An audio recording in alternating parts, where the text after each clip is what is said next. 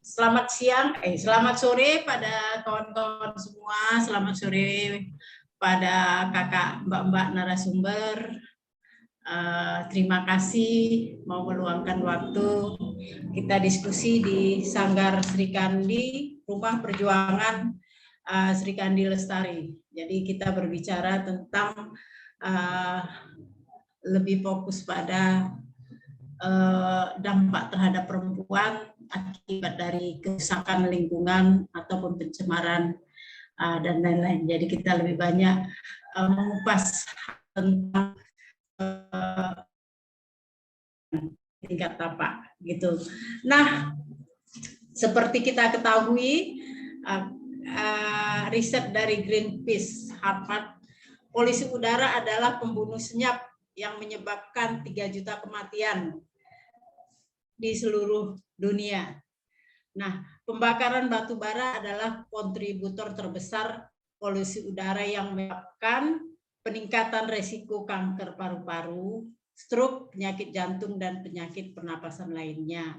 Nah, itu bukan aku yang ngomong, tapi hasil riset dari dari Harvard itu. Dalam beberapa tahun terakhir, berbagai macam kelompok perempuan itu dia menjadi leader kepemimpinan untuk menang industri ekstraktif. Nah, seperti di Sumba, NTT, Pati, Rembang, dan Kandang. Benar kan? Nah, sekarang jika alam rusak, maka yang menerima dampak terbesar adalah perempuan dan anak. Perempuan yang hidup di wilayah batubara, mereka terancam akibat tercemarnya air, udara dari limbah batubara. Nah, saat ini kita tergabung kepada satu perempuan yang tinggal di tapak yang berdekatan dengan industri ekstraktif, yaitu batubara ada di Pangsu. Nah, sebelum kita mengupas apa sih resiko yang terbesar yang dialami oleh perempuan dan anak, kita dengarkan dulu paparan dari Bu Nur Hayati yang dia mengalami langsung apa yang dialami, apa yang dia rasakan. Mungkin untuk awal diskusi ini kita kasih kesempatan Bu Nur Hayati untuk memaparkan bagaimana susahnya atau penderitaannya berdampingan dengan industri ekstraktif PLTU batubara. Silakan Bu Nur Hayati.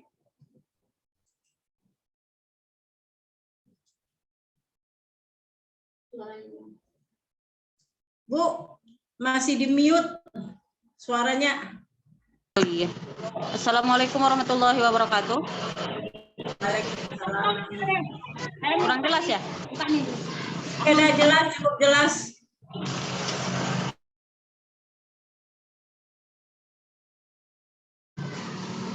Saya Nur Hayati dari Dusun 4 Pintu Air ya, termasuk dari warga Tapak.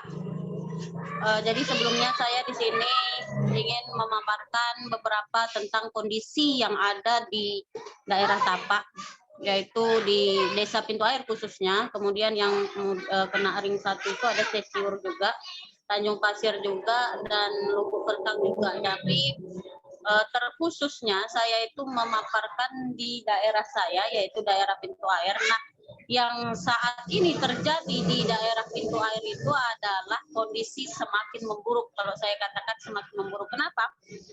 Pada awal tahun 2016 operasinya PLTU itu kami masih merasakan hasil panen yang lumayan besar.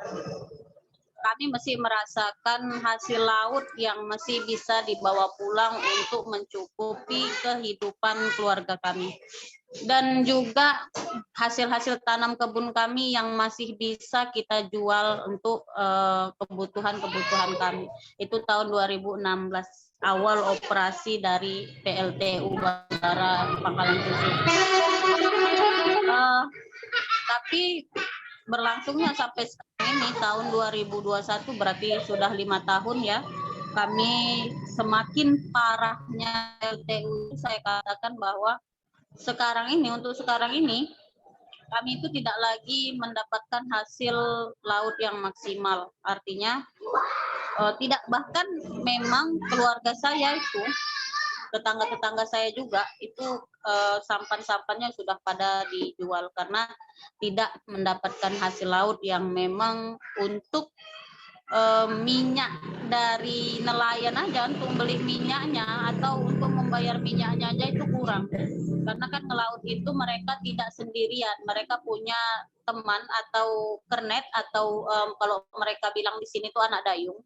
Anak dayung itu juga mereka gaji gitu. Jadi kalaupun mereka tidak mendapat hasil, tetap anak dayung itu dikasih minimal uang-uang bonbon atau uang-uang jajan untuk anaknya seperti itu. Tapi karena memang untuk membayar minyak, membeli minyak aja mereka tidak dapat, jadi sampan mereka jual.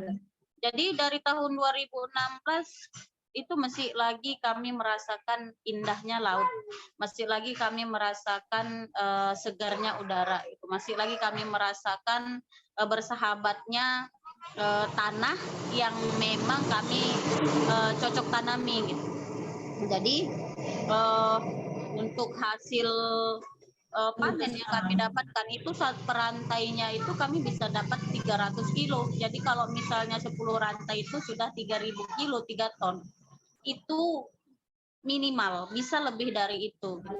Jadi kalau sekarang, kalau kami dapatkan itu satu rantainya 200 kilo itu udah hebat sekali. Kadang kemarin itu paman saya itu 10 rantai hanya dapat 8 goni. Kemarin yang panen di bulan 10 tahun 2021 ya, di bulan 10 2001 itu 10 rantai dia cuma dapat 8 karung. 8 karung itu satu karung itu 60 kilo paling banyak. Jadi sekitar kalau 800 berarti 480 kilo kan, jadi belum sampai setengah tonnya aja belum sampai. Jadi itulah yang kami rasakan saat ini gitu. Kalau dulunya PLTU itu ada karena mereka mungkin meniupkan angin segar bagi kami bahwa setiap warga pintu air atau warga setempat atau warga tapak itu memang mendapat kerjaan, baik itu suami, baik itu anak, jadi mereka tidak lagi mengalami pengangguran, itulah bahasa mereka, sehingga mereka ini menyetujui adanya PLTU. Kita tidak tahu memang dampaknya, itulah pengaruh mereka. Dan sampai sekarang itu mereka itu hanya berkilah aja gitu dengan dampak-dampak yang sudah kami rasakan sekarang, bahwa laut sudah tercemar sehingga biota laut sudah tidak ada. Kami sudah tidak mendapatkan hasil ikan kan. Jadi paman saya, saudara saya itu dia nelayan dan juga petani. Jadi kalau petani kami itu kan tak ada hujan tuh kan. Kalau petani kami itu kan tak ada hujan tuh kan. Jadi tak ada hujan itu, setiap hujan itu setahun itu insya Allah itu setahun 2 kali kami panen. Jadi tak ada hujan kami sebelum, jadi jenjang sebelum panen. Jadi setiap warga kami itu kalau panen baru mereka bekerja gitu kan. Jadi jenjang sebelum mereka panen itu dia ngelaut gitu. Untuk apa? Untuk menyukupi kehidupan mereka gitu kan.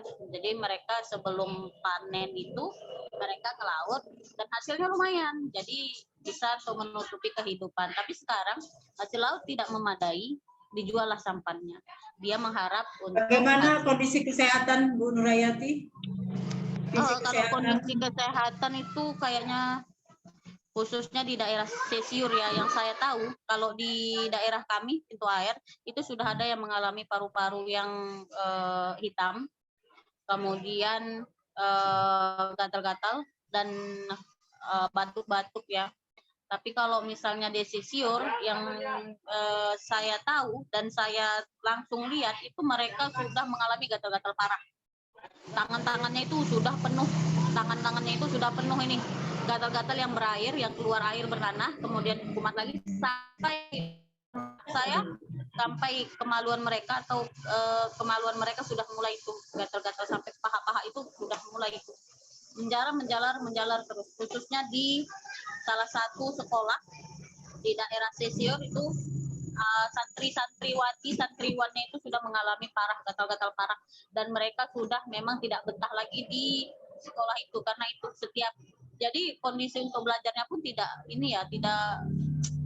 apa ya, karena setiap minggu itu mereka pulang untuk mengobati luka mereka gitu, untuk mengobati gatal-gatal mereka gitu.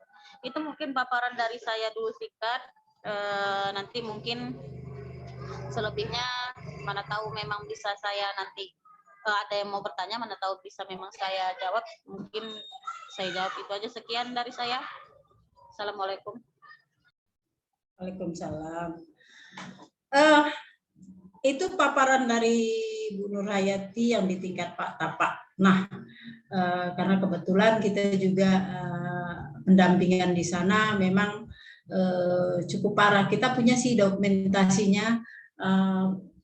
Mungkin nanti kita bisa tayangkan bagaimana gatal-gatalnya itu dan bagaimana limbahnya itu dibuang di laut, dari laut itu mengalir ke Palu-Palu, itu baru udara, bukan abunya itu sudah menyatu dengan udara di Pangkalan Susu. Jadi bagaimana beberapa orang yang sudah kena paru hitam, lalu yang sesak napas, ada yang parunya hancur meninggal.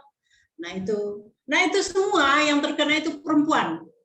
Yang jadi korban itu rata-rata perempuan dan anak-anak gitu. Nah, saya pikir ini sudah saatnya kita harus bersuara untuk menyuarakan bagaimana sebenarnya alam yang rusak ini kitalah yang menerima akibat terbesar. Akibat dari perekonomian yang tidak didapatkan oleh kepala keluarga suami, maka sang istrilah yang menanggung. Nah, itu akan terjadi KDRT di sana juga meninggi. Nah, jadi itu. Nah, mungkin saya ke Mbak Yuyun dulu. Kami ingin dengar gitu kan. Seberapa parah akibat yang diderita masyarakat, terutama perempuan dan anak, akibat pencemaran yang dilakukan oleh industri ekstraktif, terutama batu bara. Lalu upaya apa yang sudah pernah dilakukan oleh Labsustri terkait ini? Mungkin Mbak Yuyun bisa menjawab itu karena kayaknya Mbak Yuyun ahlinya menganalisa gitu. Baik, terima kasih Kak Mimi. Terima kasih sudah mengundang saya lagi untuk ngobrol. Kita ngobrol waktu tahun lalu ya, November kalau nggak salah, waktu mahasiswa ya. Saya ikut sedih tadi dengar cerita Bu Nur Hayati. Saya bisa kebayang sih kayak apanya, cuman saya juga kepengen sebetulnya ke lokasi, cuma belum tahu kapannya. Ini masih terkunci, dan sebetulnya saya ke Indonesia nanti akhir bulan ini, terus ada rencana ke Sumatera Utara. Tapi karena yang ke Sumatera Utara juga jadwalnya itu karena ke Mandailing Natal, jadi jalurnya agak susah juga gitu. Perjalanan harus 6 jam berkendaraan. Jadi saya tidak bisa mengalokasikan waktu untuk trip yang sekarang. Mungkin lain waktu gitu ya. Saya ingin ke sana juga, ke Pangkalan Susu. Oke. Buat Mbak Mika, salam kenal. Kita belum pernah ketemu sebelumnya. Sama kami mungkin sama Dewi nanti akan ada obrolan lebih lanjut lagi dengan Nuna dan tim dari Nexus 3 gitu ya. Oke, mohon izin saya share dulu screen saya. Tapi mohon maaf sebelumnya, mungkin tidak terlalu banyak memberi harapan karena ceritanya cuma memperkuat apa yang dikeluhkan oleh Bu Nurhayati sebetulnya. Oke, jadi pemandangan seperti ya, pemandangan seperti ini di tempatnya Bu Nurhayati ada ya? Ya Bu ya, kayak begini nggak? Sering seperti ini ya. Ya. Ini lembaga kami, kami berdiri tahun 2000, namanya dulu Bali Fokus, tapi kemudian tahun 2019 ganti nama jadi Nexus for Health, Environment and Development. Jadi Nexus untuk kesehatan, lingkungan, dan pembangunan. Dan misi kami adalah bekerja dengan semua pemangku kepentingan untuk melindungi kelompok-kelompok rentan seperti Ibu Nurhayati dan kawan-kawan dari dampak pembangunan terhadap kesehatan dan lingkungan mereka untuk mewujudkan, ini idaman banget kan, kita kepengen ada dunia yang atau masa depan yang berkelanjutan, berkeadilan, dan bebas racun. Kami banyak bekerja dengan mengangkat isu lokal yang juga menjadi tantangan global. Biasanya kami mengambil sampel di lapangan, kemudian menganalisa di laboratorium untuk jadi bukti, kemudian kita dorong supaya ada perubahan kebijakannya. Gitu. Jadi kami ada jaringan macam-macam di sini. Jadi kalau di Indonesia jaringannya ada Aliansi Zero Waste Indonesia untuk mempromosikan pengelolaan sampah yang lebih baik dan aman. Kemudian di global kami ada afiliasi dengan jaringan-jaringan ini macam-macam. Seru-seru sebetulnya, tapi semua ngomongnya racun. Ngomongnya racun. Jadi kalau di IPEN obrolannya adalah racun apa yang ada di abu dan di hasil pembakaran. Kemudian kalau di Gaia ngobrolnya tentang pengelolaan limbah tanpa bakar-bakaran.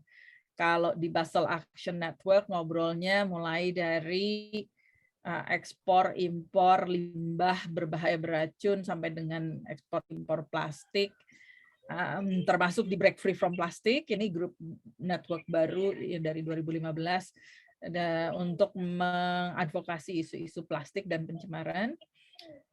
WCF ini Women Engage for Common Future. Ini jaringan perempuan, jadi major group perempuan.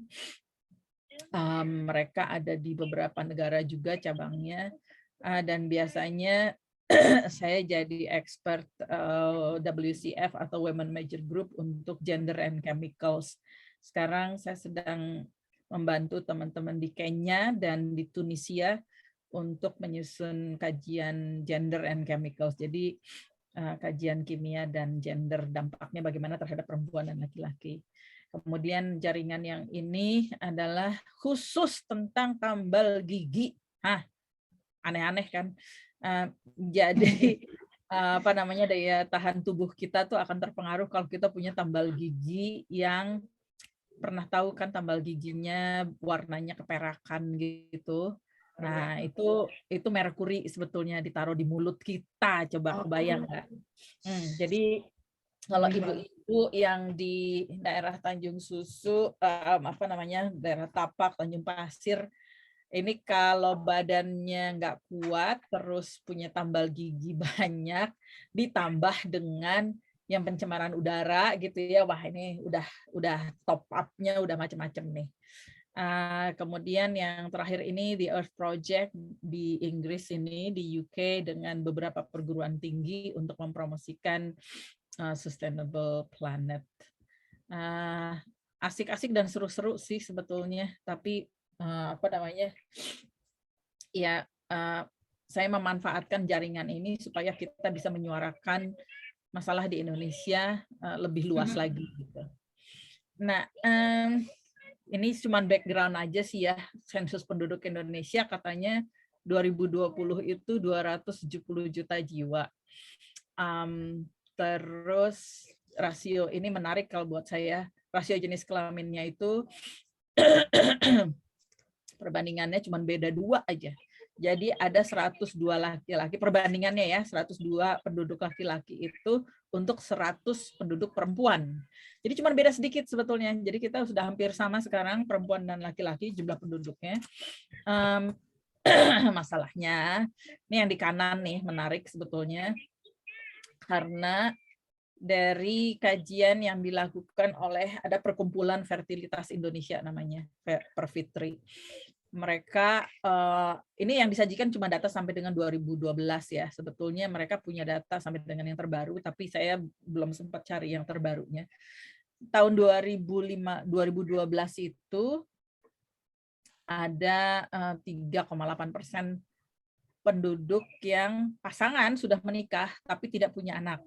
Karena apa? Karena fertilitasnya laki-laki dan perempuannya menurun. Ya. Kemudian ini juga ada data baru, kenapa bayi tabung di Indonesia meningkat, terutama yang di kota-kota besar.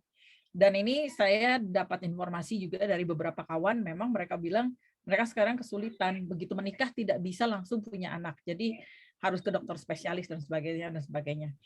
Kenapa ada kayak gini? Karena pencemarannya di Indonesia makin parah. Jadi bukan cuma orang di pedesaan saja, tetapi di kota juga terdampak ya. Jadi bukan hanya dari udara, tetapi dari produk yang kita gunakan, produk yang kita makan, itu juga berpengaruh pada kesehatan. Kemudian dari jumlah penduduk yang tadi itu, sebel sebetulnya saya pakai istilah ini, tapi ya cuman ini istilah yang dipakai gitu ya. Mungkin nanti kita mesti cari juga istilahnya. Bonus demografi. Jadi anak-anak yang lahir sekarang sampai dengan 2045 itu nanti diharapkan jadi tulang punggung ekonomi Indonesia. Tapi Pak Emil Salim mengingatkan 2045 itu Indonesia harus sejahtera gitu ya. Nah, sejahtera yang seperti apa? Kalau kegiatan pembangunan di Indonesia sekarang fokusnya ke ekstraktif industri, ya sejahtera ya cukong-cukongnya gitu ya. Kalau masyarakatnya belum tentu kayaknya. Lagi tentang bonus demografi ini, kalau ini hitungan-hitungannya aja gitu ya. Jadi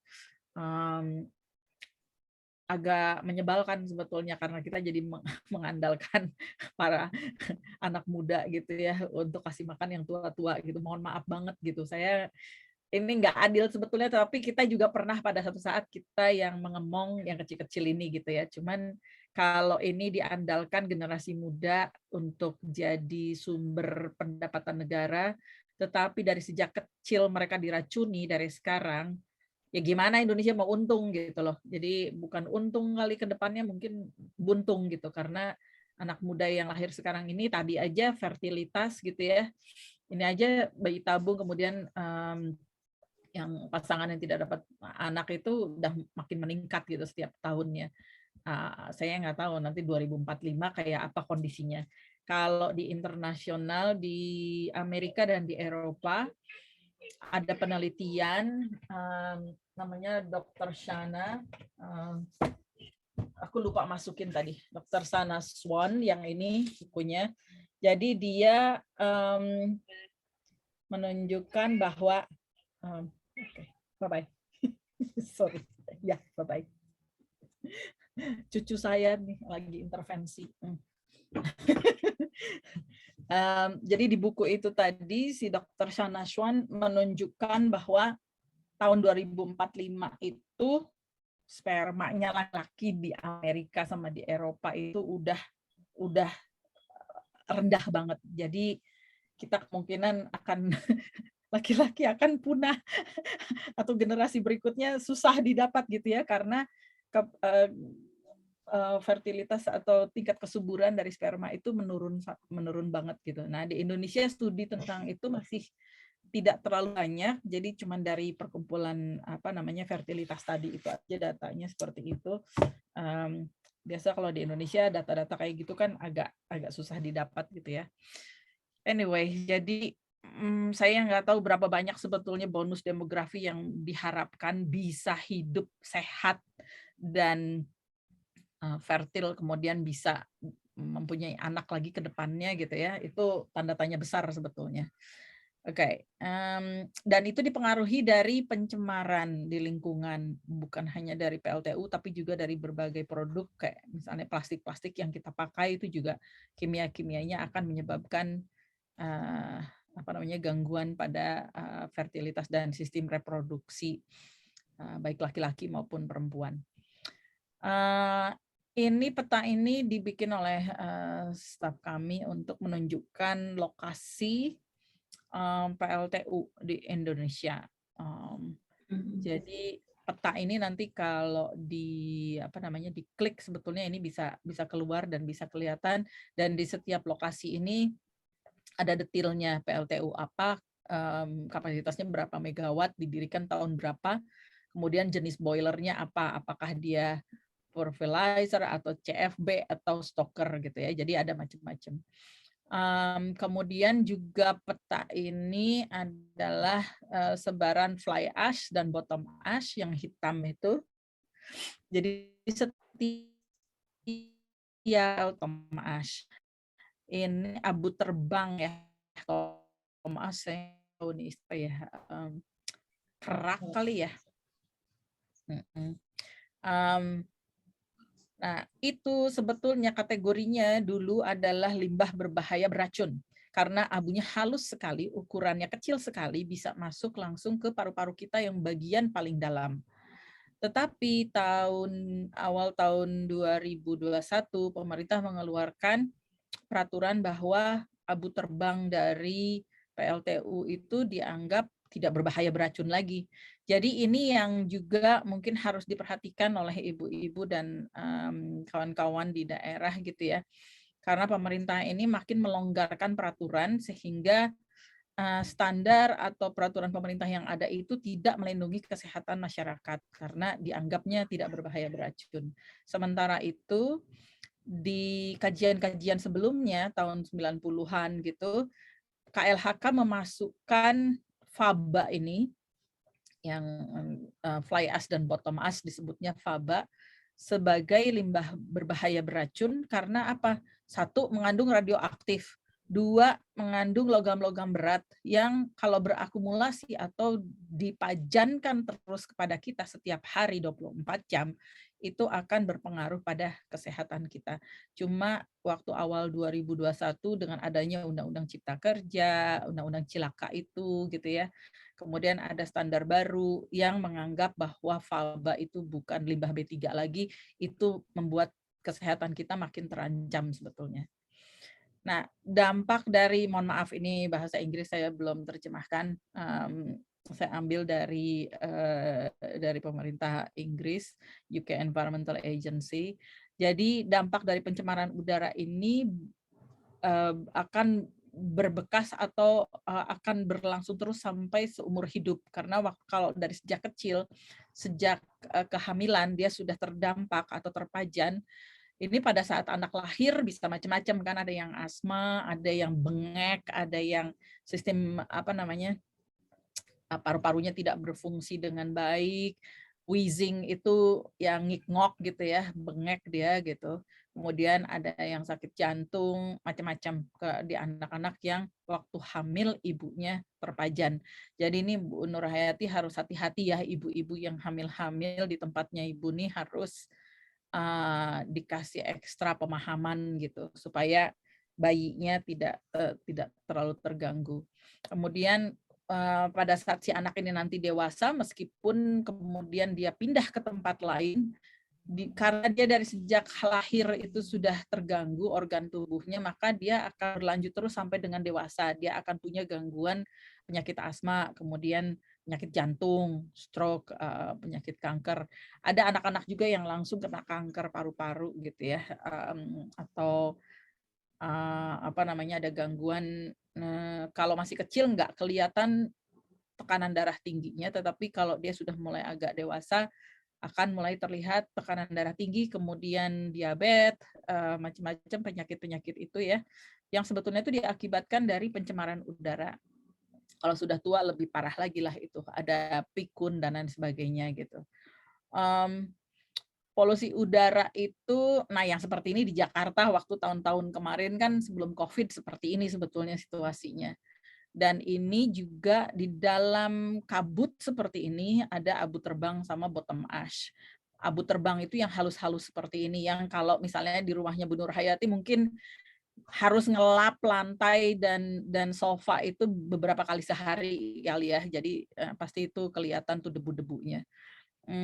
Kemudian kalau itu masuk ke tubuh anak itu paru-parunya belum berkembang sempurna seperti orang dewasa. Jadi kalau anak menghirup PM2,5 ini adalah ukuran partikel yang sangat halus gitu ya. Dia masuk ke jaringan paru-paru itu sampai dengan ke bagian paling dalamnya gitu di sininya, sampai dengan jauh ke dalam sini. Jadi kalau anak-anak main kan susah ya, kita nggak bisa larang dia. Dan kalau abu ini sampai dengan masuk ke dalam rumah, itu susah lagi karena anak-anak cenderung duduk di lantai. Jadi abu-abu ini akan lebih mudah terhirup oleh anak-anak karena anak-anak cenderung bermain di lantai ya. Jadi ibu-ibunya harus dikasih tahu sering-sering ngepel pakai lap basah supaya si abunya atau si debu halus ini tidak berkeliaran seharian di rumah gitu ya. Lagi-lagi memang jadinya bebannya beban ibu-ibu ini. Suka nggak suka bapak-bapaknya harusnya juga bisa bantu. Cuma lagi-lagi kalau di Indonesia ini ibu-ibu terus gitu yang harus bantu. Ini sudah beberapa kali saya sampaikan ya, batu bara itu memang pembunuh sebetulnya. Mau pelan-pelan mau cepat dia pembunuh intinya. Saya ingin kasih ilustrasi ini. Ini adalah Ibu Novi. Saya kenal beliau dari PLTU Panau di Palu. Waktu saya kenal beliau itu beliau masih sehat. Beliau guru SD, rumahnya di dekat PLTU. Kemudian dalam waktu 1,5 tahun begitu beliau sakit. Tiba-tiba sakit paru-paru. Kemudian diperiksa ke puskesmas, di ronsen, paru-parunya hitam semua. Jadi harus dikeluarkan cairan hitam dari tubuhnya dia itu lewat belakang, jadi disedot gitu ya.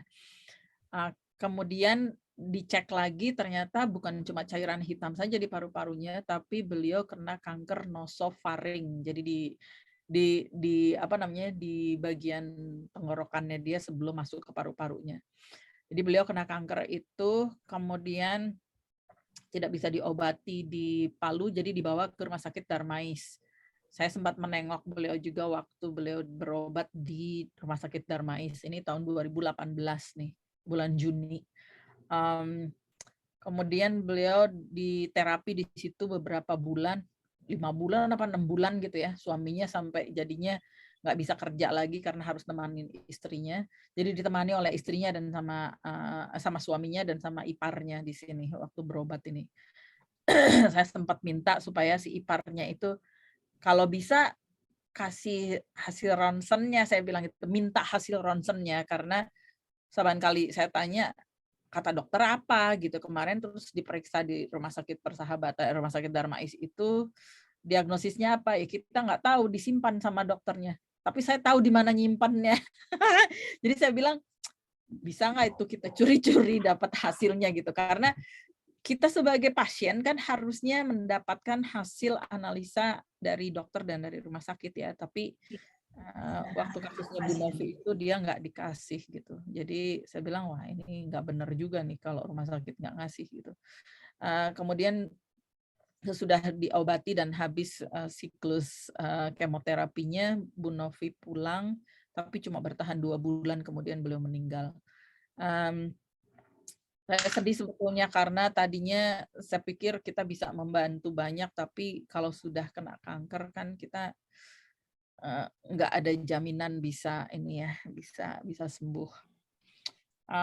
Kemudian efek dari PM2,5. Jadi saya cuma nyebut PM2,5 di sini karena sebetulnya di dalam PM2,5 abu yang halus ini ada rupa-rupa di dalamnya gitu, dan kita nggak akan bisa tahu kalau tidak diambil sampelnya.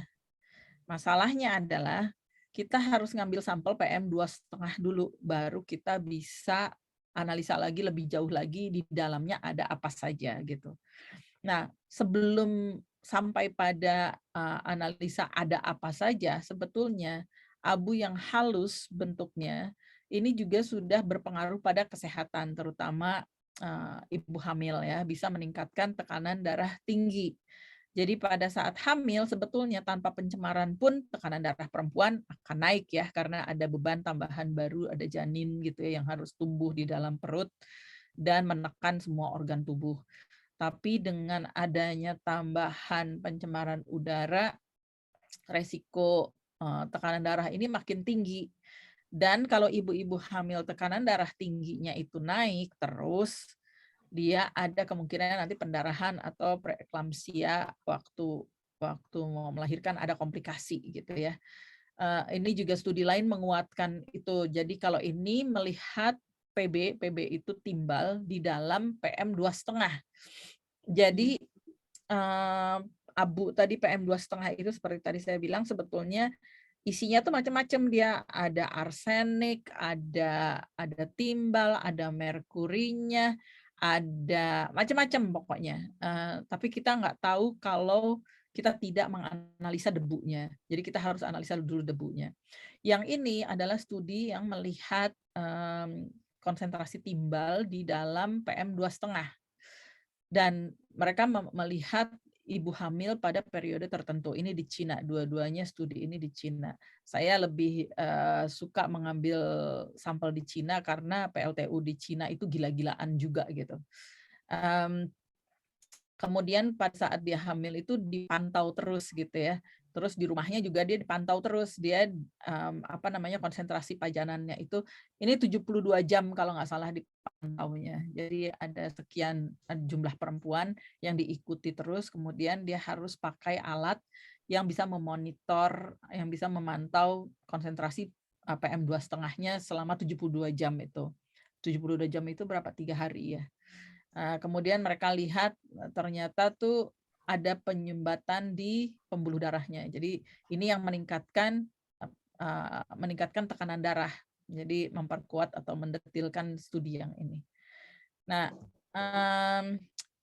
sementara itu dampak polusi udara PM 2,5, kemudian ozon, kemudian nitrogen oksida terhadap laki-laki dan perempuan ini agak berbeda, tetapi dua-duanya sama sebetulnya resikonya. Kalau yang untuk rawat inap rumah sakit, laki-laki resikonya lebih tinggi daripada perempuan. Kemudian juga PM 2,5, resiko pada laki-laki lebih tinggi daripada perempuan, jadi lebih banyak yang masuk rumah sakit. Nah, ini dia studinya dari beberapa lokasi, tetapi fokusnya di India. Saya juga ambil contohnya India karena apa? Karena di India juga polusi udaranya itu sama parahnya sama kita gitu. Kemudian kalau untuk perempuan yang resiko kematiannya di sini, yang di atas yang biru itu resiko masuk rumah sakit, kalau yang di bawah resiko kematian. Untuk pencemaran PM 2,5 tidak ada perbedaan yang terlalu signifikan antara perempuan sama laki-laki. Jadi dua-duanya hampir sama punya resiko kematian akibat PM 2,5. Jadi itu tadi dia tidak pilih bulu, sebetulnya tidak pandang bulu si PM 2,5 itu mau laki-laki mau perempuan sama aja efeknya. Ini tadi melanjutkan yang PLTU Palu Ibu Novi. PLTU Palu ini ada untungnya, ada hikmahnya, kena tsunami. Jadi si cerobongnya ini roboh gitu ya, nggak bisa berfungsi lagi. Yang ini juga, ini adalah timbunan faba. Saya nggak tahu yang di Pangkalan Susu fabanya tumpukannya ada di mana itu, Bu. Ibu harus cari tahu itu. Karena ini juga adalah sumber penyakit ini. Yang di Palu ini dia ditaruhnya di pinggiran sungai yang di sini tanpa ditutup. Jadi waktu saya ke sana, waduh, ini abunya kemana-mana, terbang-terbangan ke rumah dan sebagainya itu dari sini. Kemudian juga dari transfer di sini waktu batu baranya nyampe ke PLTU, mereka kan harus diturunkan dari tongkang, dari kapal, kemudian pakai belt conveyor masuk ke gudangnya di sini. Ini juga debunya terbang-terbangan nih. Yang ini juga yang bikin penyakit sebetulnya di kampung situ. Tambahan lagi waktu PLTU-nya beroperasi. Nah, ini waktu masyarakat sudah mulai protes, dikarungin, katanya mau dimanfaatkan atau dibawa ke satu tempat lain untuk dijadikan bata, untuk jadi apa macam-macam gitu ya. Tapi itu tidak terjadi. Jadi nongkrong di sini forever. Saya nggak tahu sampai kapan. Apakah sekarang masih ada juga? Karena masyarakat itu udah marah banget. Sesudah tsunami ada wacana pemerintah akan merehabilitasi PLTU ini, tapi diprotes. Makanya masyarakat bikin poster ini menolak rekonstruksi. Nah, ini kaitannya lagi adalah dengan hak ekologis anak. Jadi anak-anak yang tinggal di daerah sini, baik sebelum tsunami maupun sesudah tsunami, mereka itu lingkungannya ya sangat terancam gitu ya, karena si pencemaran udaranya itu tadi. Yang paling terlihat kasat mata adalah pencemaran udara. Yang gatal-gatal tadi juga kemungkinan karena si abu dan debu halus ini masuknya ke air gitu ya, kemudian pakai air, dan itu bisa saja atau kemungkinan mengandung arsenik, dan saya lihat itu di beberapa tempat juga. Jadi dampaknya itu bikin gatal-gatal ke kulit gitu. Masalah lainnya lagi adalah pemerintah memberikan angin segar kepada para pengelola PLTU untuk memanfaatkan si faba tadi untuk jadi bahan jalan, jembatan, jadi batako gitu ya. Padahal itu semua isinya racun gitu. Jadi gimana cerita judul pemberdayaan untuk kalau ini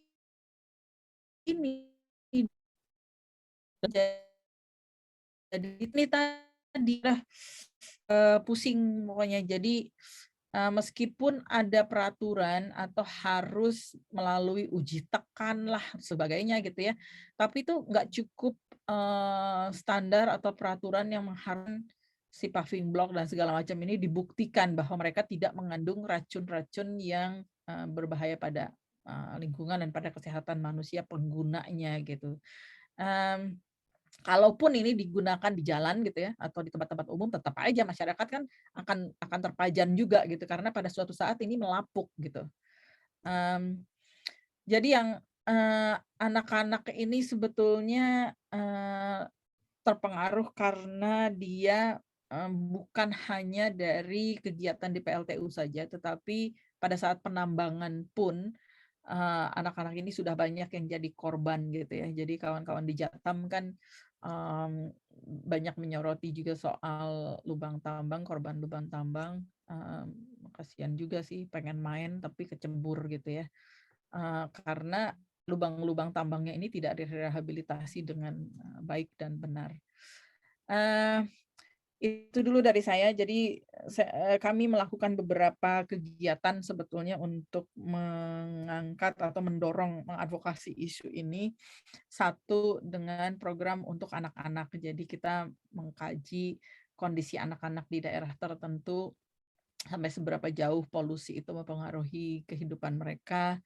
Kemudian kami juga berkoordinasi atau berkomunikasi dengan Kemenkes, bagaimana petugas kesehatan bisa dibekali pengetahuan tambahan gitu ya untuk mengidentifikasi ini, mengidentifikasi gejala-gejala atau jenis-jenis penyakit yang ada di daerah situ. Yang ketiga, kami juga sedang berkoordinasi dengan kawan-kawan dari Brawijaya. Mereka punya app namanya Smart Health App yang saya ingin memodifikasi itu dan kita gunakan sebagai alat masyarakat untuk memantau kesehatan di komunitasnya sendiri gitu. Nanti harus dilengkapi dengan alat tensimeter dan alat untuk ukur gula darah diabetes. Jadi siapapun nanti yang pegang alat itu nanti keliling kemudian mendata mungkin setiap bulan gitu ya untuk dicek tekanan darah maupun diabetesnya gitu. Jadi masyarakat punya alat sendiri dan app untuk memantau kesehatan di komunitasnya supaya lebih mudah lagi nanti untuk berobat ke puskesmas dan ke rumah sakit rujukannya. Dan yang terakhir kami terus mengadvokasi KLHK untuk memperbaiki standar, baku mutu dan sebagainya, plus mendorong adanya transparansi tentang emisi dan pencemaran udara di Indonesia. Jadi perusahaan-perusahaan harus harus melaporkan lepasannya, emisi dan limbah-limbahnya itu, dan harus bisa diakses oleh publik. Saat ini kita tidak bisa mengaksesnya, yang bisa mengakses itu cuma dari KLHK saja. Kalau perusahaannya melepas emisi ke lingkungan, ya publik harus tahu gitu. Jadi informasi tentang itu harus dibuka. Tapi seperti yang kita tahu kan, keterbukaan informasi susah sekali kalau di Indonesia, terutama untuk hal-hal yang seperti itu kan. Maaf ya agak panjang, Kak Kak Mimi. Tapi semoga membantu. Itu dulu dari saya. Kembali ke Kak Mimi.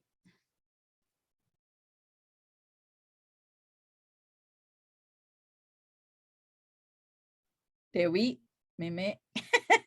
Oke. Hilang. Oke. Disconnected.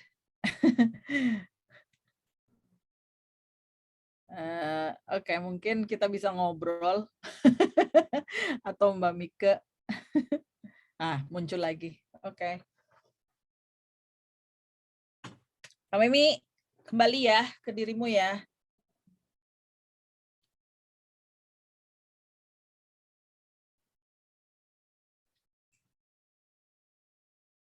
Yang pegang Sri Kandi ini, akunnya Sri Kandi Lestari siapa nih?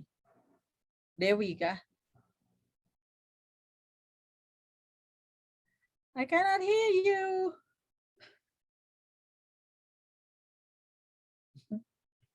Kak Mimi, apakah bisa sambung? Ya kayaknya Kak Mika deh langsung nyambung. Iya, soalnya saya ini mau minta izin mungkin bisa cuma sampai 17.30 ya, karena Ya. saya punya ada kegiatan lain. Tapi lanjut aja mungkin. Salam kenal juga Mbak Yuyun. Saat ini kita ketemu ya, saya Mikro Ferawati dari Koalisi Perempuan Indonesia. Saat ini saya menjalankan mandat organisasi sebagai Sekretaris Jenderal periode 2020 sampai 2025. Nah, kalau tadi mungkin dari Mbak Nur Hayati kita tahu ya, kita mendapatkan fakta lapangan ya, betapa tambang batu bara itu punya dampak yang serius ya, terutama kesehatan ya. Tadi sudah nampak bahwa bagaimana pengelolaan atau tata kelola tambang yang buruk. Kalau kita lihat di Indonesia kayaknya semuanya nggak standar deh ya, sehingga semuanya punya dampak pastinya. Bahkan pembuangannya pun, limbahnya pun tidak ditata ya, atau tidak diatur sedemikian rupa. Dan dari Mbak Yuyun tadi, saya juga ikut belajar ya, jadinya Mbak Yuyun justru mempertegas ya bagaimana sebenarnya kandungan berbahaya dari itu tadi saya belajar PM 2,5, FABA itu kan. Kalau Koalisi Perempuan kan memang kita juga bergerak, tetapi untuk isu yang betul-betul ini memang terus terang kita belum ada kajiannya, tetapi saya mungkin dalam kesempatan ini akan mengkontekskan ya bagaimana sebenarnya gender issue gitu ya di dalam mengapa sih kita tuh perempuan yang selalu menjadi kelompok yang paling dia tidak dilibatkan ketika perencanaan, ketika proyek-proyek PLTU itu dibuat gitu ya, karena memang kalau kita bicara soal PLTU itu based on bisnis ya gitu ya. Saya punya paparan sebenarnya, tetapi sebenarnya ini hanya untuk membantu saya biar nanti ngobrolnya nggak kesana kemari. Jadi mungkin saya tampilkan saja ya Kak. Oke. Dikit aja untuk ya. Maaf tadi sempat terlempar ya. Nggak apa-apa Kak, iya nggak apa-apa. Ini. Jadi mungkin giliran Mbak Mika ya selaku Sekjen Koalisi Perempuan, Koalisi Perempuan di Indonesia, banyak anggota-anggota KPI yang tersebar di provinsi-provinsi di Indonesia. Nah, dan banyak juga perempuan anggota KPI ini yang terpapar sebenarnya gitu. Jadi bagaimana menyikapi hal ini, mungkin Mbak Mike silahkan Oke. memaparkan. Baik ya. Mungkin saya lanjutkan. Terima kasih Kak Mimi tadi karena Ya, kita menunggu Kak Mimi masuk, lalu Mbak Yuyun menyarankan sudahlah lanjut saja sampai nanti Kak Mimi gabung lagi seperti itu. Tapi perkara jaringan, iya, jaringan ini sudah menjadi kebutuhan kita sekarang ya. Bahkan iya, kalau jadi kalau ada sembako tuh kan ada 9 ya, 9 bahan pokok. Sekarang udah jadi 12 ya. karena apa? Colokan, jaringan dan kuota ditambah itu. Jadi sekarang ada apa ya? Ada apa 12 lah kalau katanya teman-teman gitu ya. Jadi nah ini saya tadi itu tadi ya Mbak Yuyun tuh juga memberikan banyak sekali ya informasi termasuk terutama spesifik sekali soal dampak kesehatan terhadap perempuan ya ketika batu bara apa tambang ini juga tidak dikelola ya atau tidak.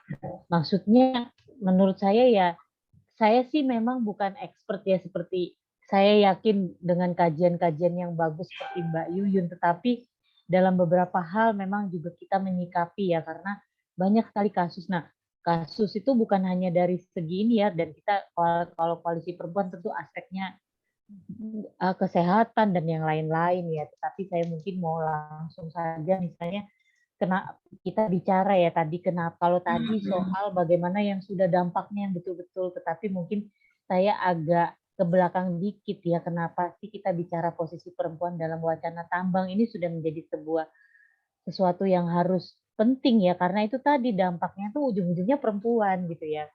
Isu tambang tuh di Indonesia, saya nggak tahu kalau di negara lain, mungkin kalau negara-negara yang hampir sama dengan Indonesia mungkin sama ya, isunya isu maskulin, itu perempuan tuh nggak pernah muncul ya di dalamnya, itu nggak pernah. Karena kalau kita bicara soal tambang, pembangunan infrastruktur, kan kalau kita bicara tambang ini batu bara yang secara spesifik hari ini kita bahas ya, itu kan masuk dalam kategori itu bagian dari infrastruktur yang pokoknya digembar-gembar. Perempuan itu tidak sangat kecil ya kalau kita bicara narasi perempuan di dalamnya gitu ya. Karena isu tambang itu hanya, bahkan juga kalau misalnya kita melihat isu tambang itu hanya untuk kelompok atau orang dengan latar pendidikan tertentu gitu loh. Sehingga itu semakin mengeksklusikan perempuan lagi gitu ya. Jadi bagaimana padahal kalau kita bicara tuh perempuan-perempuan juga terlibat di dalam kerja-kerja tambang ya. Seperti di Kalimantan Timur ya. Saya dengar dari Kak Wahida ya. Itu bahkan perempuan itu menjadi bagian tenaga kerja yang yang kontraknya juga nggak jelas gitu ya, seperti itu, seperti tidak tetap. Mungkin kalau kita bicara misalnya kadang-kadang saya juga bingung dengan beberapa kajian yang dibuat oleh misalnya LIPI ya, saya langsung aja sebut merek. Mereka bilang misalnya bagaimana isu perempuan, tetapi yang mereka data di sana misalnya perempuan yang bekerja di sektor tambang jadi operator, jadi apa. Nah iya memang benar gitu ya bahwa hari ini pekerja perempuan di sektor tambang itu ada, tetapi kritiknya adalah kembali lagi pada kelas gitu ya. Siapa perempuan di situ? Dan kalau kita juga bicara bagaimana sebenarnya fakta real itu yang muncul misalnya di lapangan banget gitu ya. Perempuan di sektor tambang itu tidak terlihat bagaimana buruh perempuan harian ya. Yang mereka surat kontrak aja kadang-kadang nggak tahu ya. Nah itu jadi problem ketika koalisi perempuan juga melihat selain tadi faktor kesehatan itu menjadi problem juga seperti itu. Lalu ketika bicara dampak isu perempuan pun kerap ditinggalkan ya. Bagaimana ketika misalnya dampak saja ya, dampak itu misalnya pengendalian penelitian di sana. Tapi ya itu tadi yang disebutkan sama Bayun tadi itu hilang gitu ya perempuan. Perempuan itu nggak muncul gitu ya bahwa ketika dampak yang tadi tuh debu yang membahayakan bisa sampai muncul penyakit macam-macam itu kadang-kadang malah nggak muncul gitu ya di dalam bagaimana nanti tata kelola atau pencegahan atau bagaimana solusi untuk menyelesaikan problem tambang kita terutama batu bara ya gitu. Kita juga nggak tahu ya kadang-kadang juga mungkin beberapa kawan yang mengadvokasi ya, kemarin itu kita baru ada di Kalimantan Timur yang juga menyoal soal tambang ya. Kadang-kadang juga maaf kata ada kong kali kong ya ketika ada data-data perusahaan yang menunjukkan sekian warga itu terdampak, ada yang sakit, seperti yang tadi Mbak Nur Hayati bilang ya gatal-gatal atau dia punya penyakit ISPA, itu kecenderungannya ditutupi seperti itu. Dan ketika perempuan juga memperjuangkan, perempuan juga tidak punya semacam safety net ya. Kebanyakan pembela HAM perempuan yang mengangkat isu-isu soal ini itu juga terancam ya. Mereka juga terancam nanti mau dibunuh lah kalau misalnya macam-macam, nanti bakal diganggu lah seperti itu. Dan begitu-begitu mungkin Kak Mimi yang juga saat ini, Kak Mimi ini Mbak Yuyun adalah kader koalisi perempuan yang concern betul di isu lingkungan. Kak Mimi juga pasti sedikit banyak menghadapi hal-hal seperti itu ya ketika memperjuangkan isu-isu perempuan dalam konteks tambang seperti itu. Perempuan itu hari ini mungkin sampai hari ini ya saya merasa perempuan bukan entitas penting dalam persoalan tambang. Karena watak dari persoalan tambang itu semuanya bisnis ya. Tidak pernah bicara bagaimana tambang itu juga kepentingan tambang adalah soal hasil, keuntungan, bagaimana citra sebuah negara ya. Oh ini nih ada investasi ini berkembang ini tambang batu bara menyuplai seperti ini. Padahal kalau kita bicara juga di sektor energi, kita juga sudah mulai hati-hati ya. Batu bara ini mulai harus kita pikirkan karena itu tadi dia menjadi bagian sektor bagian dari penyuplai energi yang itu juga berdampak pada kesehatan dan juga kerusakan lingkungan gitu ya. Bahkan juga menyumbang pada pemanasan global. Seperti itu. Nah, ketika proses perencanaan kepentingan hasil tambang itu justru berapa sih perusahaan tambang kita yang betul-betul menerapkan business and human right gitu ya, atau bisnis dan hak asasi manusia. Jangan-jangan itu cuma masukin gitu ya. Meskipun mungkin ada perusahaan, tapi sejauh ini mungkin karena koalisi perempuan belum melakukan kajian yang lebih jauh ya.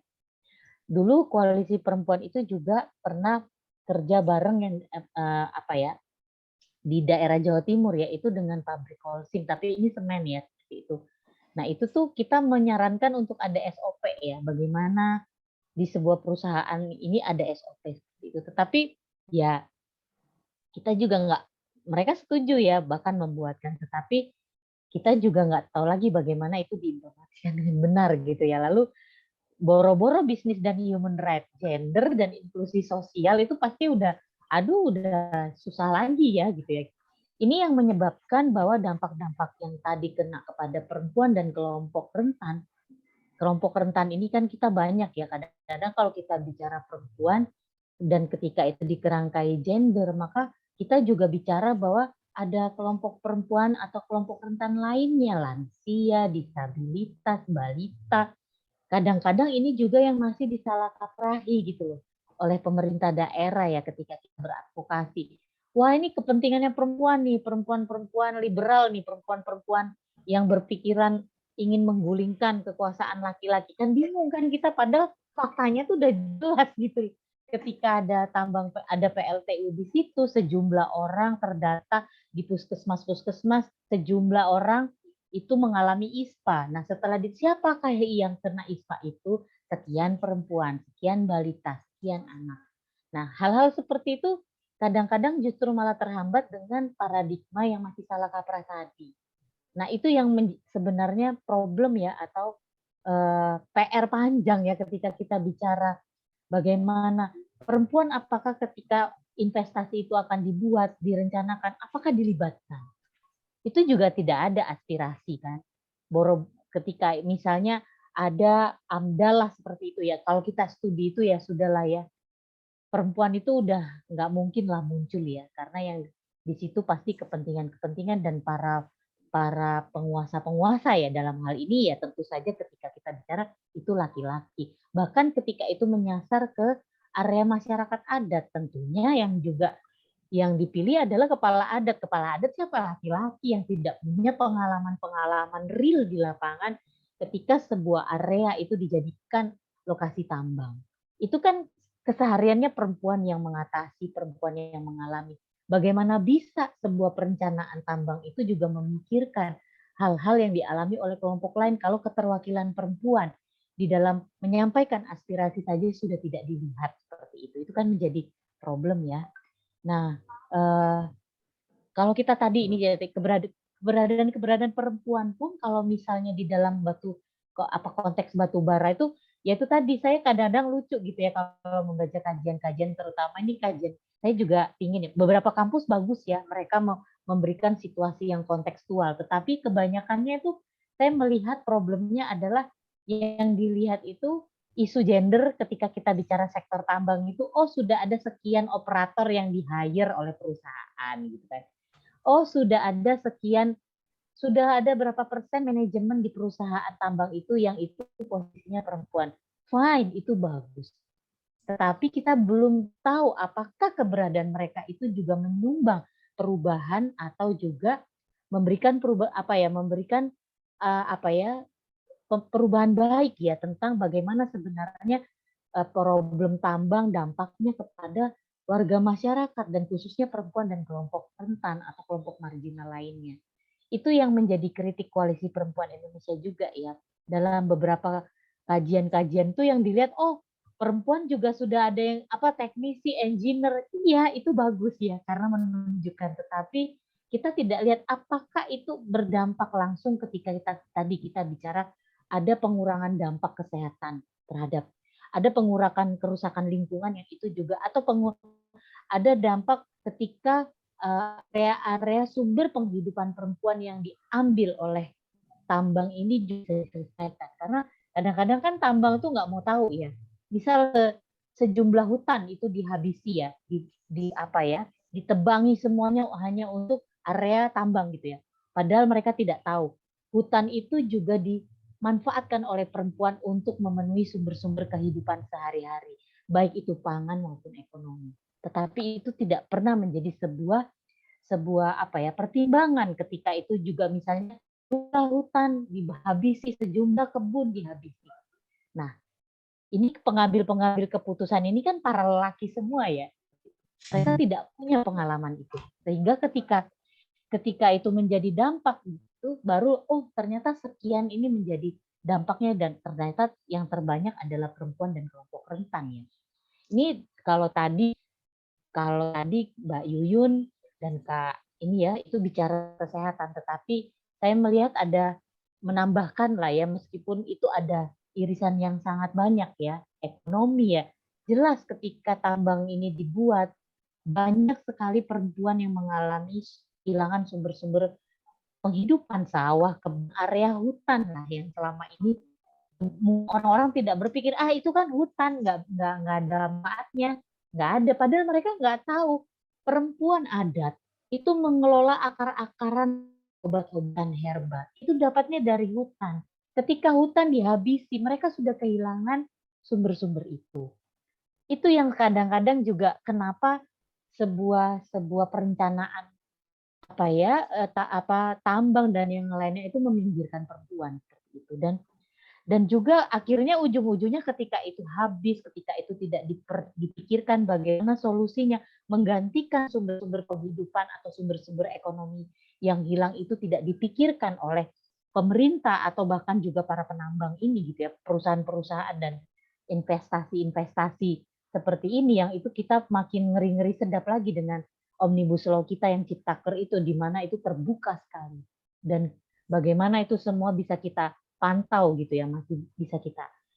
Ini akan menimbulkan kemiskinan perempuan yang jauh lebih hebat.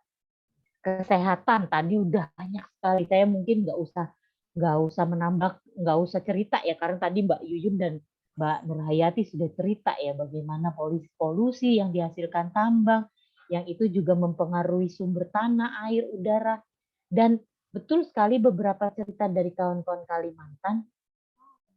Lahan yang menjadi tambang batu bara itu udah nggak bisa diapa-apain, alias rusak. Kalaupun ditanami tanaman-tanaman tertentu yang misalnya mungkin bisa dijadikan itu sudah tidak mungkin karena itu unsur haranya udah mati. Dia hampir sama dengan sawit ya, tetapi karena ini tambang dengan ekstraksi yang berprosesnya itu beragam ya, mulai dari penggalian, pembakaran, semuanya macam-macam, pemanasan, itu membuat pencemar tanah itu lebih panas dan juga ketika itu juga ujung-ujungnya saya sih sebenarnya meskipun ini juga menjadi sebuah dampak yang juga dirasakan bahwa penambangan yang tata kelolanya buruk itu juga menyumbang pemanasan global dan perubahan iklim yang ekstrim. Sehingga bertambah lagi derita perempuan ya ketika pemanasan global, banjir bandang, longsor, gempa dan yang lain-lainnya, dan semuanya juga ujung-ujungnya perempuan yang menerima itu semua ya, dampak dan yang terburuk ya.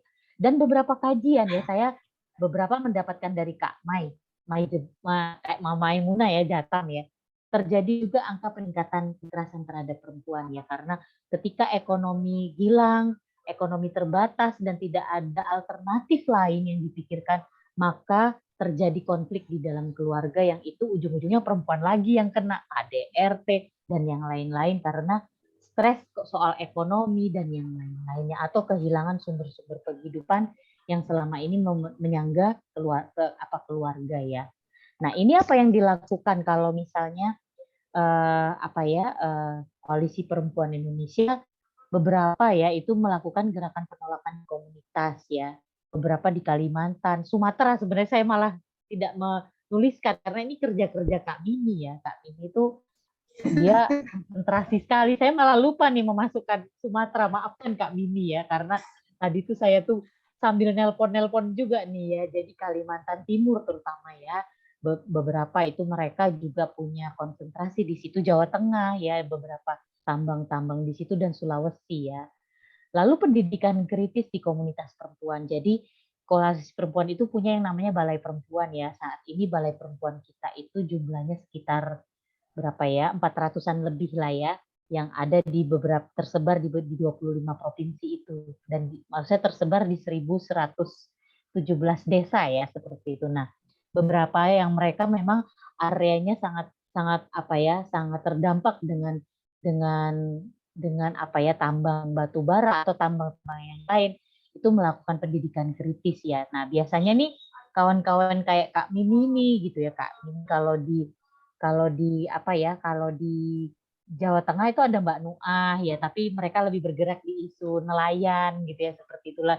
Lalu di Jawa Timur itu ada Mbak Ningtiah ya, yang itu juga bicara soal bagaimana kerusakan karena semen dan yang lain-lain, dan juga soal tambang-tambang minyak bumi yang ada di Jawa Timur.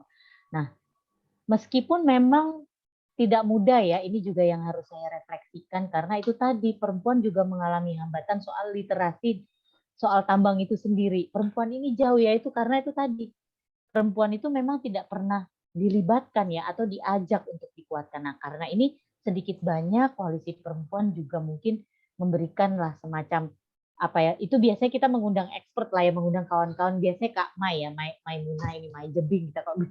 Cuma dia sekarang lagi di Jerman ini, jadi aduh Kak.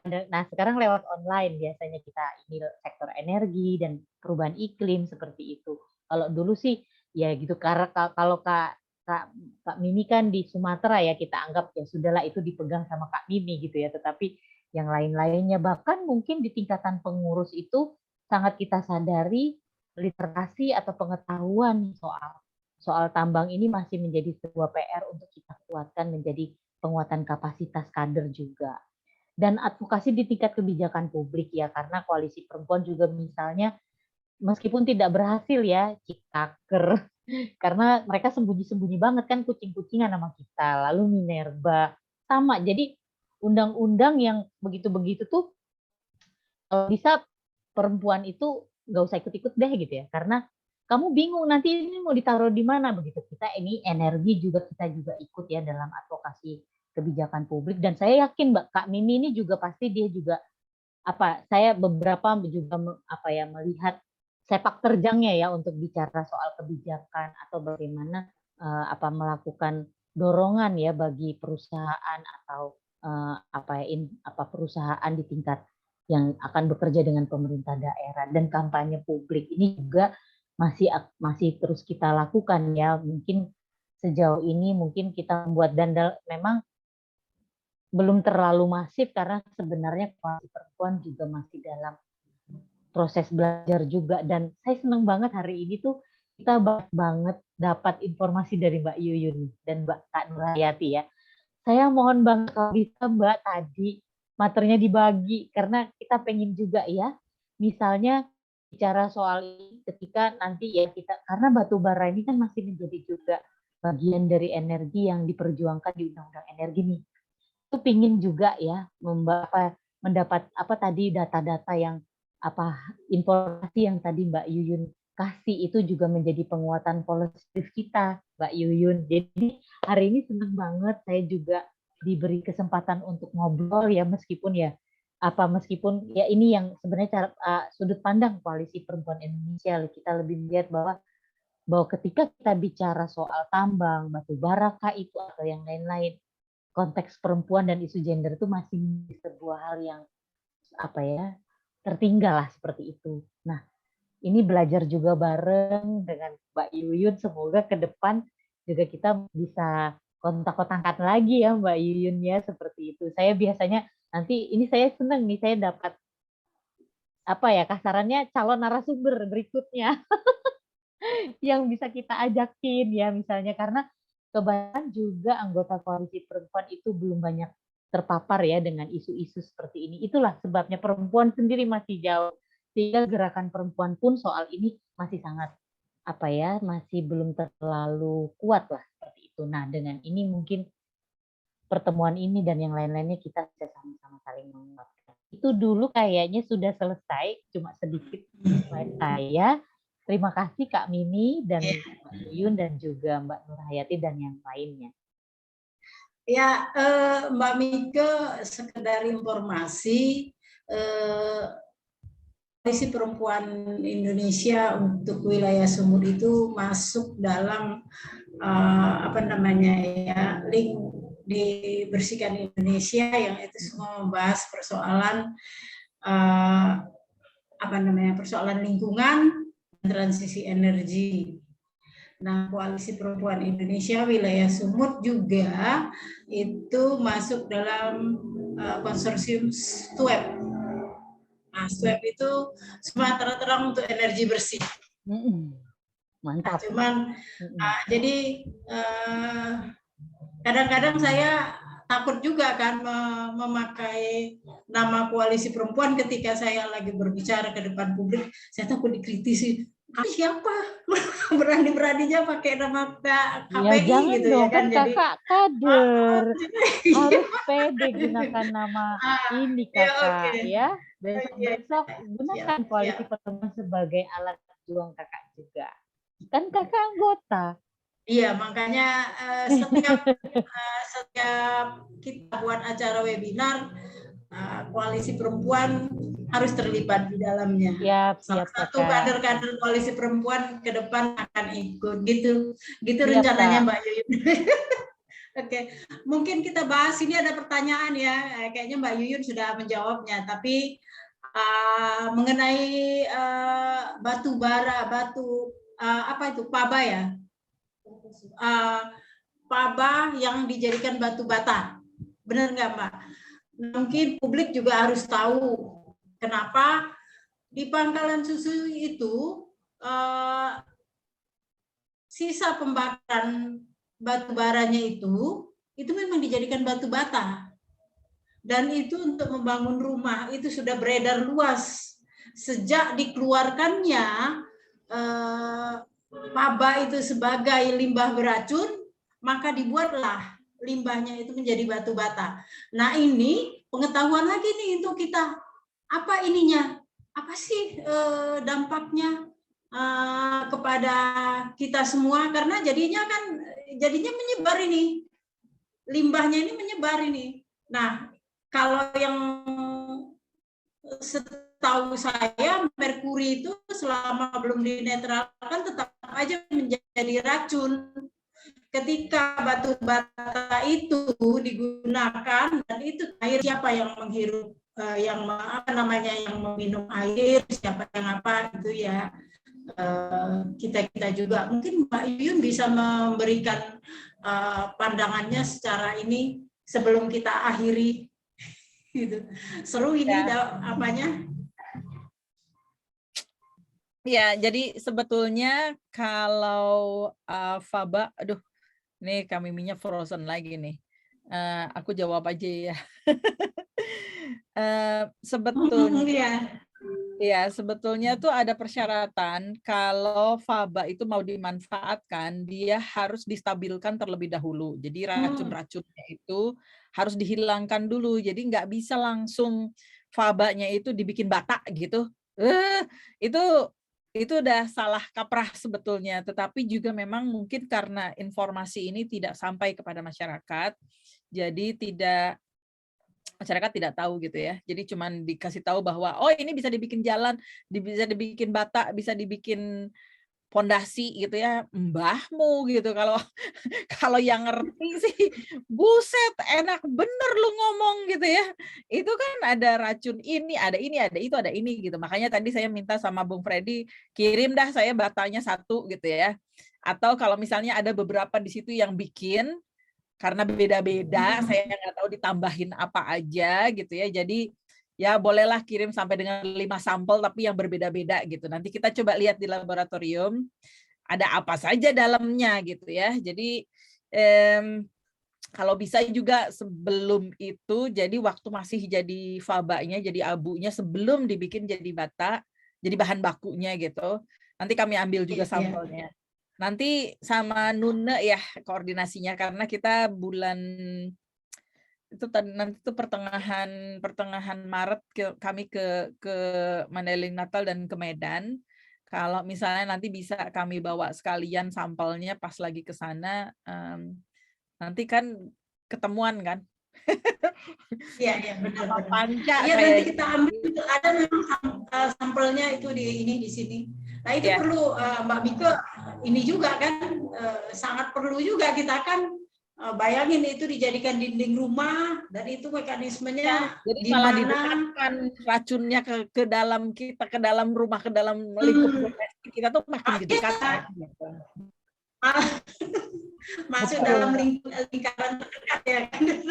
Iya, dan tadi tuh saya juga tertarik bahwa isu ini kan juga berkaitan dengan apa ya, kesehatan reproduksi ya. Itu yang juga kalau kita mau mengkaitkan itu dengan isu perempuan yang jauh lebih apa ya, lebih detail itu bahwa itu adalah sebuah pembinasaan ya atau apa ya, pelanggaran hak atas kesehatan reproduksi ya, seperti itu.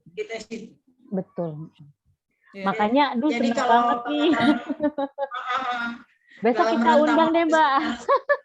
Siapa? Nanti kami juga daftar jadi anggota koalisi. Siap, dengan senang hati. Mbak Yuyun. Oke, karena waktu sudah larut ya, kita sudahi mungkin closing statement ya dari Mbak Yuyun, Mbak Mika dan Bu Nurhayati. Mungkin disilakan Mbak Mika dulu, baru ke Mbak Yuyun. Ya. Terima kasih Kak Mimi, juga apa ya, juga semua ya Mbak Yuyun, Mbak Nurhayati, lalu Mbak Sri Kandi Lestari dan Bang Freddy Ginting ya kita hari ini. Kalau saya sih yaitu tadi kembali bahwa semua yang berkaitan dengan tambang yaitu batu bara itu masih jauh dari bagaimana mereka juga bicara soal apa ya, soal gender dan sosial inklusi ya, sehingga dampaknya tetap buruk terhadap perempuan. Sehingga ini juga harus menjadi sebuah peringatan ya kepada pemerintah dan juga kepada kalau kita bicara misalnya negara-negara yang selama ini juga atau pihak-pihak investor ya yang ini menjadi sebuah pekerjaan yang harus kita terus gaungkan ya. Dan satu hal, Koalisi Perempuan Indonesia adalah organisasi massa, kami berkomitmen ya untuk terus bersuara karena ini bagian dari kepentingan perempuan, bagian dari pemenuh bagaimana juga perempuan harus bersuara karena ini bagian dari mewujudkan kualitas hidup perempuan ya, baik itu kesehatan, ekonomi, dan aspek-aspek lainnya. Jadi saya berharap kita bisa terus sama-sama menggaungkan, melakukan advokasi bahwa apa ya, kalau perlu bagaimana kita juga menciptakan atau membuat mendorong pemerintah untuk membuat sebuah kebijakan yang jauh lebih manusiawi ya, jauh lebih memikirkan, dan itu tadi ya, mengurangi dampak. Indonesia itu sudah ikut SDGs, ikut G20 pula gitu ya. Jadi ya jangan cuma buat pamer-pameran doang gitu ya, tapi hal-hal seperti ini harus menjadi sebuah cerminan bahwa menjadi bagian dari itu semua pun kita masih punya kenyataan-kenyataan buruk yang harus kita selesaikan. Dan kita harus kuat menjadi suara-suara atau berlawan ya untuk sesuatu yang kita perlu wujudkan, lingkungan yang sehat dan juga perwujudan kesehatan yang universal untuk semua. Begitu saja Kak Mimi, terima kasih buat semuanya. Oke, Mbak Yuyun mungkin bisa. Bu Nur Hayati dulu deh, baru saya nanti. Oh ya, Bu Nur Hayati, mungkin closing statement-nya. Oke, terima kasih Bu Yuyun, Bu Wike, Bu Mimi, Sri Kandi, dan Bang Freddy Ginting. Terima kasih telah mengundang saya di ini. Saya sangat berterima kasih dengan orang-orang yang berpengalaman seperti ibu-ibu dan berpengetahuan.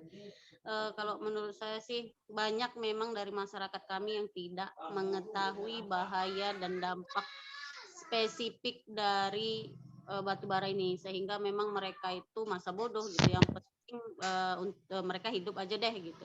Jadi kalau saya sih kita yang terkena, kita yang berjuang, kita yang memang harus kuat di dalam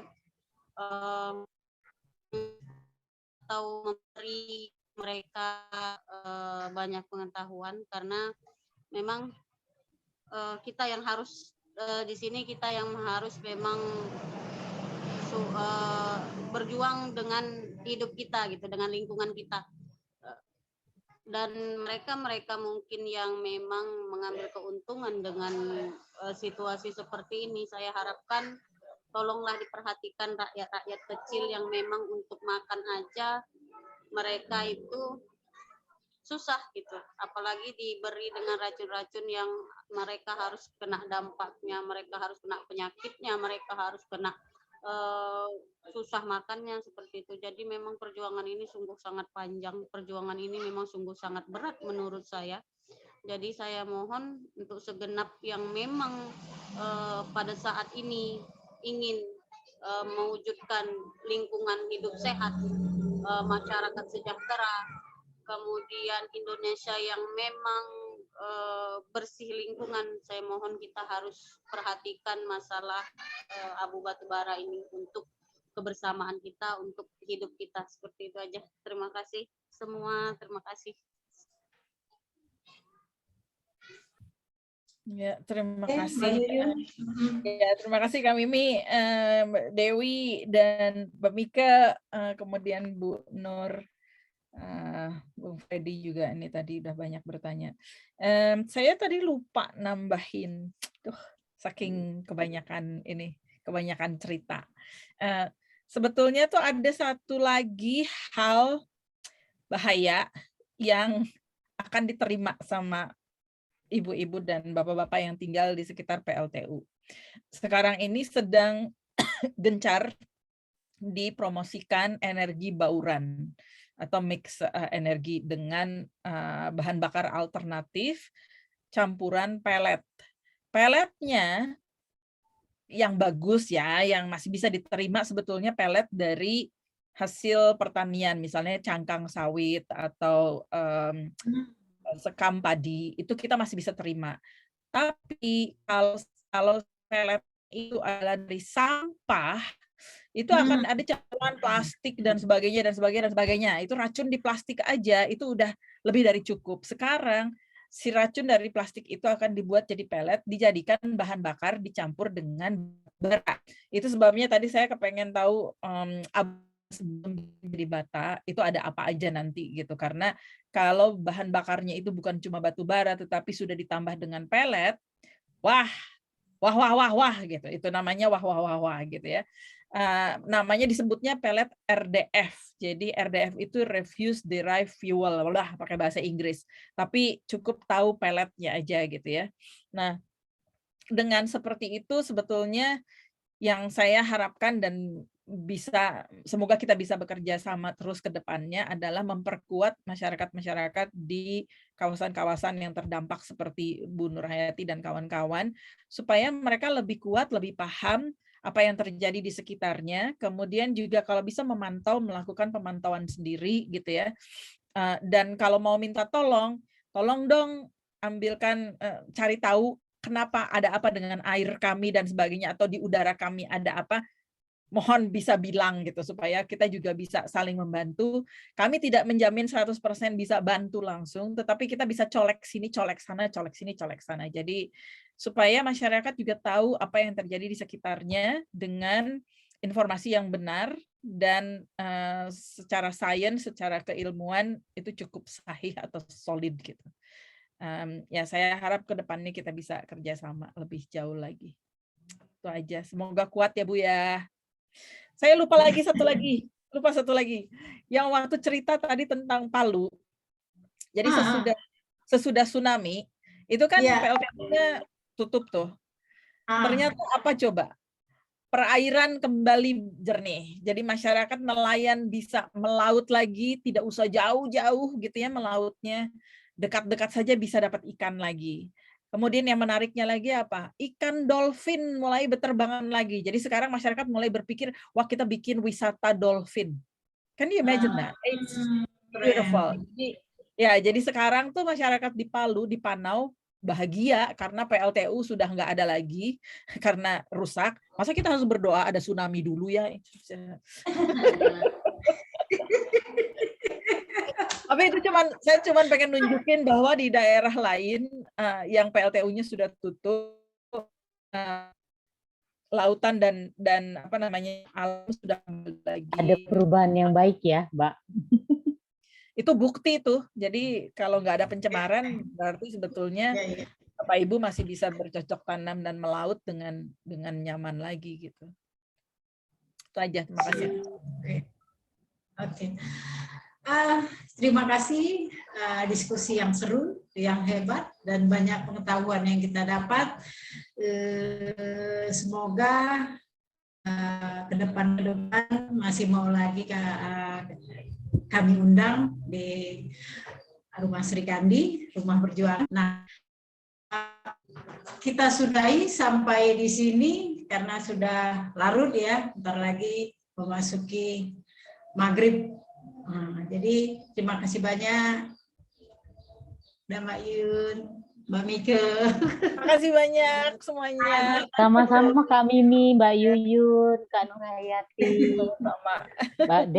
Ini ternyata Dewi ya, Sri Kandi Lestari ini Mbak Dewi dan yang lain-lainnya. Sampai ketemu, seneng banget.